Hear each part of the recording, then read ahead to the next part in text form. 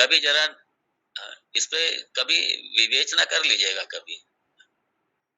मत, मात्सर्य, जेलसी फलाने का बेटा तो ये हो गया, वो हो गया, ये हो गया, तुम कुछ नहीं कर पाए, तुम वहीं के वहीं से। देख देख के कुछ लोगों का स्वभाव होता है, देख देख के जलेंगे बैठकर। अपने आप तो कुछ करेंगे नहीं, किसी के पास कुछ होगा तो बस देख देख के जलेंगे। हाय इसके पास इतना कैसे आ गया, हाय इसने ये क्या किया, वो कर ली, ये वो, काम है जेलसी। अपने आप जलते रहेंगे बैठ करके। अच्छा, जिसके प्रति आदमी के दिल में जलन होती है उसका कुछ नहीं बिगड़ता, लेकिन जो जलता है उसका ब्लड जलता रहता है, उसकी मानसिक अवस्था कुंठित हो जाती है, उसका मानसिक विकास रुक जाता है, सब उसका आगे का विकास रुकता है। ये सारे दोष रिपु हैं ये सब। और भगवान कह रहे हैं यहाँ पे, भगवान भाष्यकार कह रहे हैं ये मेरा कुछ है ही नहीं है, ना तो मैं हूं ये, ना मेरा है, मुझ में नहीं है ये सब। ना मुझ में राग है, ना मुझ में दोष है, कुछ भी नहीं है, ना द्वेष है, ना राग है, ना कोई किसी तरीके की कोई मद है, मात्सर्य है, कुछ भी नहीं है। क्यों? क्योंकि कामना ही नहीं है। कामना क्यों नहीं है? पूर्ण को कहां से कामना होगी? मैं आप्त काम हूं, मैं पूर्ण तृप्त हूं, मैं आत्म काम हूं, सारे जगत का अधिष्ठान हूं। अब आप बताइए, जब सारा जगत ही मैं हूं, अब पाना क्या बाकी रह गया? जरा ये तो बताइए, क्या पाएंगे? आप आत्म रूप से, आप ब्रह्म रूप से सारे जगत का अधिष्ठान है, सच्चित आनंद रूप से, सत रूप से, आप सत रूप से सारे जगत का अधिष्ठान है। जब सारा जगत आप ही हैं, तो आप ये तो बताइए पाएंगे क्या? अपूर्णता में काम की उत्पत्ति होती है, अपूर्णता में काम की उत्पत्ति होती है। और पूर्ण को किसकी कामना होगी? पूर्ण को किसकी कामना होगी? जब मैं सच्चित आनंद हूं, मैं ही ब्रह्म हूं, मैं ही शिव हूं, मैं ही ब्रह्म हूं, आप ये बताइए किसको कामना होगी? किस चीज की कामना होगी? अब क्या बचा है क्या कामना के लिए? आप किसको पाना है? हमको। और द्वेष भी नहीं, किससे छूटना है? क्योंकि दूसरा कुछ है ही नहीं, एकमेव अद्वितीय ब्रह्मा, जब दूसरा ही नहीं है। और राग और द्वेष ये सब द्वैत अवस्था में होते हैं, और द्वैत अवस्था ये अज्ञान अवस्था में है। द्वैत अवस्था, अज्ञान की निवृत्ति हो गई, मैं ब्रह्म हूं, द्वैत समाप्त हो गया, तो उसमें ना राग है ना द्वेष है, दोनों नहीं है। फिर ना लोभ है, लोभ किसका भाई? आप तो क्या चीज ऐसी है जो आपको प्राप्त नहीं है? आप लोभ करेंगे किसका? किसका लोभ करेंगे? दुश्मनी किससे करेंगे? जलेंगे किससे? आप किससे जलेंगे आप? क्योंकि दूसरा कुछ है ही नहीं, एकमेव अद्वितीय ब्रह्मा। ये सारे द्वैत में होते हैं जितने भाव हैं, और जब द्वैत ही नहीं हो, मैं ही पूर्ण ब्रह्म हूं, और और जो भी अगला है वो भी पूर्ण ही है। पूर्ण प्लस पूर्ण नहीं हो सकता, पूर्ण माइनस पूर्ण भी नहीं हो सकता, ध्यान दीजिए इस पर। पूर्ण में ना तो आप कुछ जोड़ सकते हैं, और पूर्ण में ना कुछ आप घटा सकते हैं, दोनों नहीं हो सकता, दोनों नहीं। इसलिए लोभ मुझ में हो ही नहीं सकता।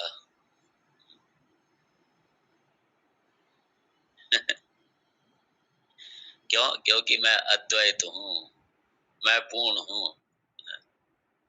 और संग, संग होता है द्वैत में, असंग हूं मैं। क्यों? द्वैत ही नहीं है कोई। कौन सा दूसरा है जिससे संग होगा मेरा? अद्वैत। अनंत हूं मैं, सब कुछ, कोई सीमा नहीं है मेरी। अब मैं कहां जाना चाहूंगा? क्या पाना चाहूंगा? किससे छूटना चाहूंगा? किससे छूटना चाहूंगा? दूसरा कुछ है ही नहीं, छूटूंगा किससे? दूसरा कुछ है ही नहीं, तो पाऊंगा भी किसे?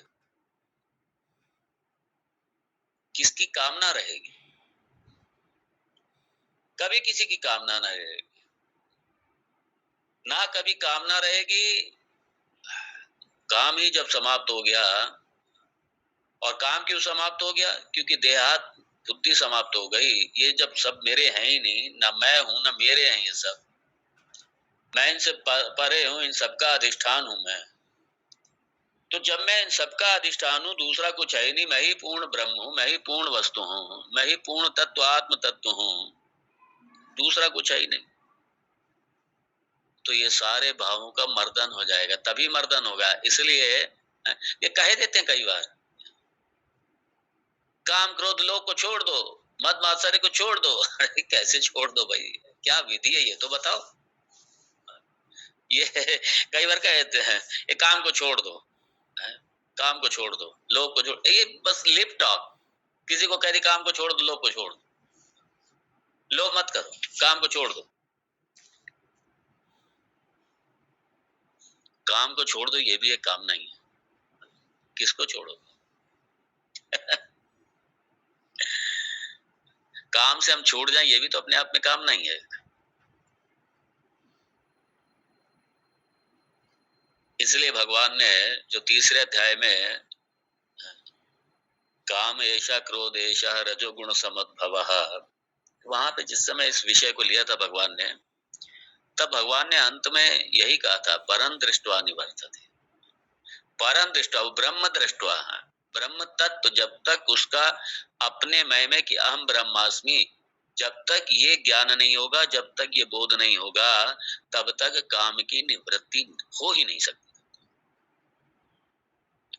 परम दृष्टवा निवर्तते,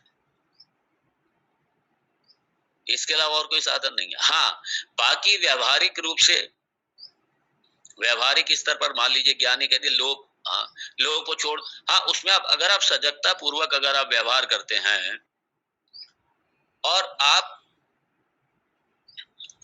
किसी तरीके का मन में लोभ नहीं आए, लोभ और आकांक्षा में यही डिफरेंस है, फर्क समझ लीजिए थोड़ा।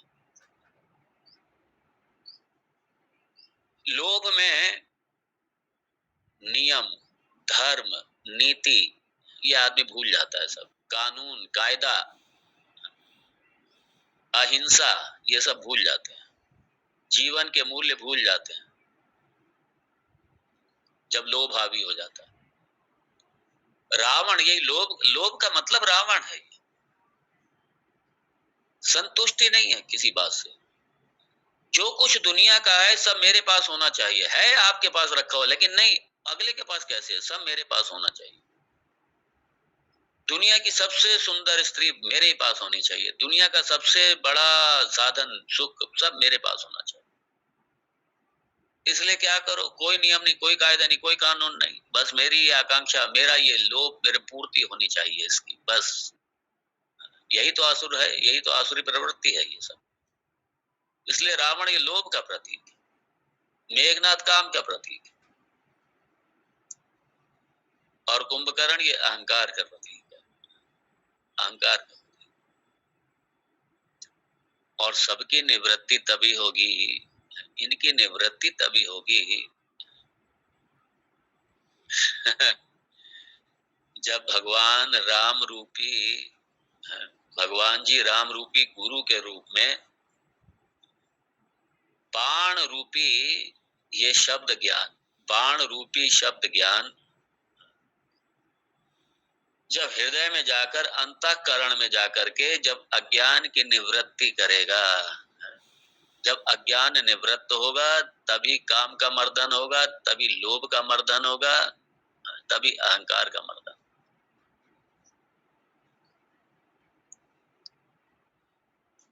वरना ये चलता रहेगा। इसलिए काम को छोड़ दो, लोभ को छोड़ दो, ये खाली लिप सर्विस है।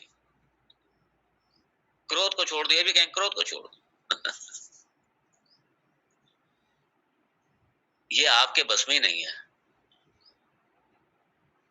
ये क्रोध उत्पन्न ही ना हो मेरे अंदर, या किसी के बस में नहीं है। क्रोध पे नियंत्रण करना तो आपके बस में है, लेकिन क्रोध उत्पन्न ही ना हो ये आपके बस में नहीं है। जब तक अज्ञान की अवस्था है, जब तक कामना है, काम है, क्रोध भी रहेगा, लोभ भी रहेगा, दोनों रहेंगे, ये सब रहेंगे, ये सब।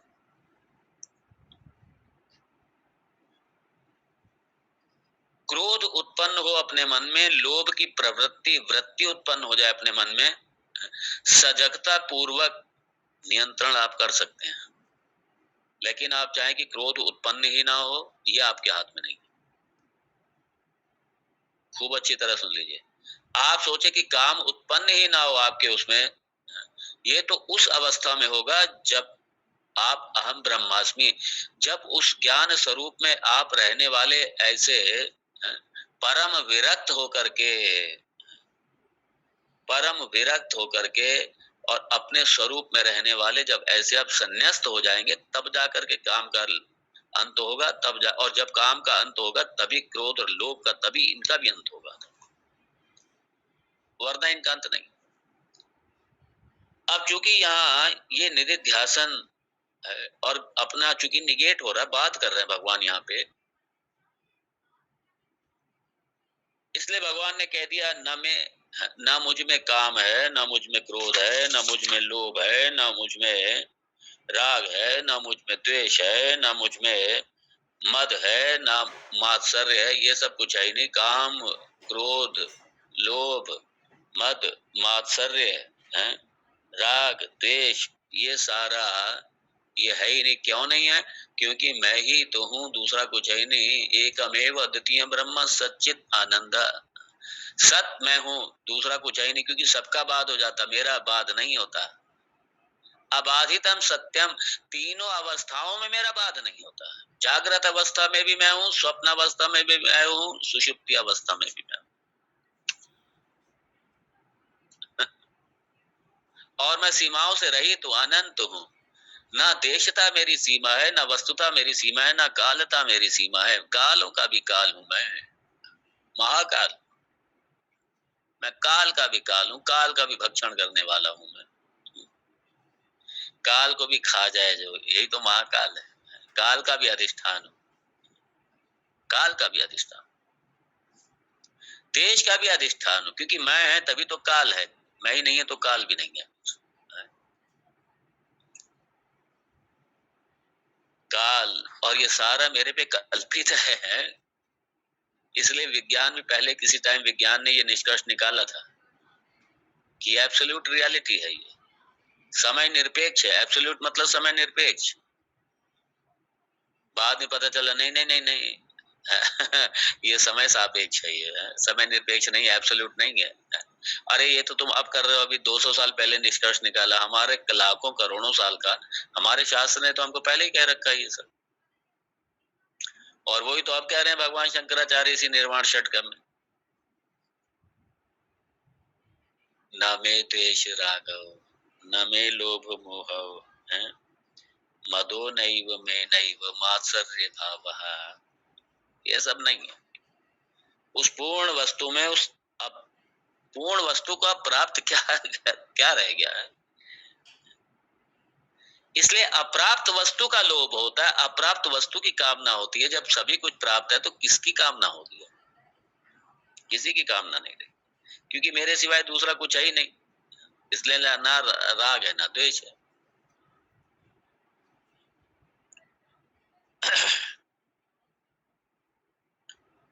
इसलिए द्वैत भाव समाप्त हो गया, द्वैत रही नहीं।